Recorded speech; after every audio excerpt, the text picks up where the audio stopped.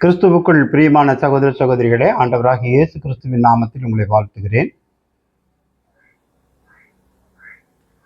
வேதாகமத்தில்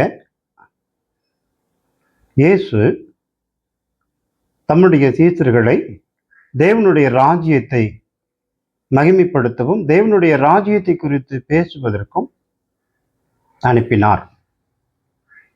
இயேசு சீசர்களை அனுப்பும் இந்த செய்தி மிக அற்புதமான செய்தி. அவைகளை ரெண்டு விதமாக பார்க்கலாம். ஒன்று, கிறிஸ்துவனுடைய உயிர்த்தெழுதலுக்கு முன்பு, இயேசு கிறிஸ்துவனுடைய உயிர்த்தெழுதலுக்கு பின்பு.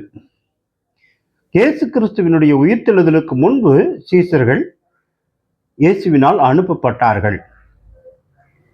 அவர்கள் அனுப்பப்படுகையில்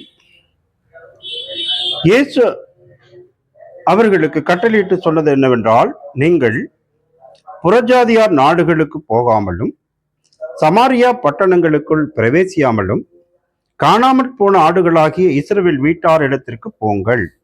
போகையில் பரலோக ராஜ்யம் சமீபமாயிருக்கிறது என்று பிரசங்கியுங்கள். இயேசு கிறிஸ்து சிலுவைக்கு முன்பு சீசர்களுக்கு கட்டளையிட்டு சொன்னது என்னவென்றால், நீங்கள் புறஜாதியார் இடத்திற்கு போகக்கூடாது, சமாரியாருடைய பட்டணங்களுக்குள் பிரவேசிக்க கூடாது. அவர்கள் போக வேண்டிய இடத்தை தெளிவாக அவர்களுக்கு சொல்லுகிறார்.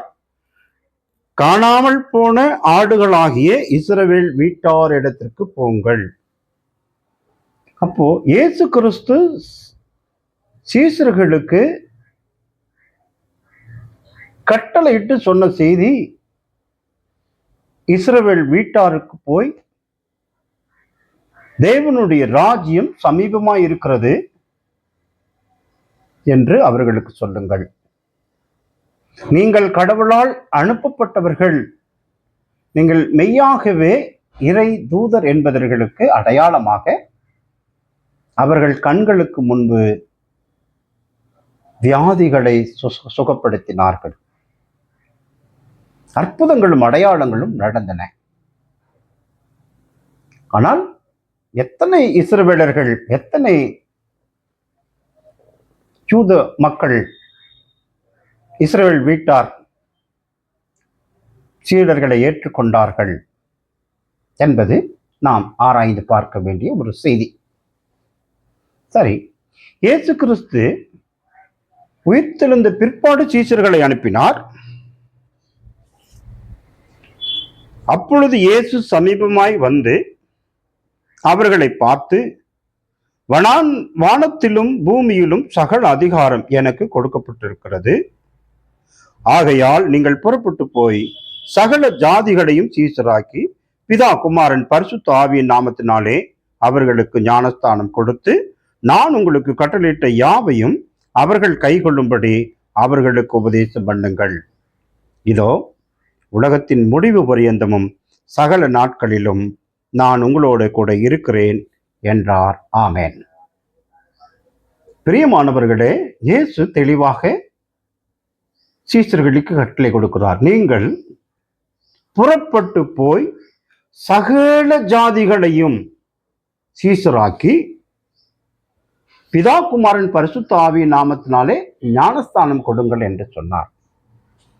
நன்றாய் நாம் கவனிப்போம். சிலுவைக்கு முன்பு இயேசு கிறிஸ்து சீசர்களை அனுப்பும் போது, நீங்கள் காணாமல் போன இஸ்ரவேல் வீட்டார் இடத்துல போங்கள்.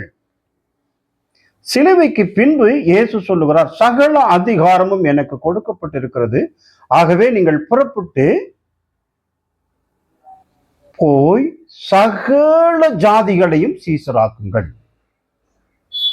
பிரியமானவர்களே, தேவனுடைய ராஜ்யம் புசிப்பும் குடிப்பும் அல்ல. தேவனுடைய ராஜ்யம் சகல ஜாதிகளுக்கும் சொந்தமானது. ஒரு குறிப்பிட்ட மக்களுக்கு அல்ல, ஒரு குறிப்பிட்ட இனத்திற்கு அல்ல, ஒரு குறிப்பிட்ட சமுதாயத்திற்கு அல்ல. தேவனுடைய ராஜ்யம் சகல ஜனங்களுக்கும் சொந்தமாக வேண்டும். கிறிஸ்து இயேசுவினுடைய கட்டளைக்கு கீழ்ப்படுகிற, விசுவாசிக்கிற, சுவிசேஷத்துக்கு கீழ்ப்படுகிற அத்தனை பேருக்கும் தேவனுடைய ராஜ்யம் சொந்தமானது. அருமையான தேவனுடைய பிள்ளைகளே,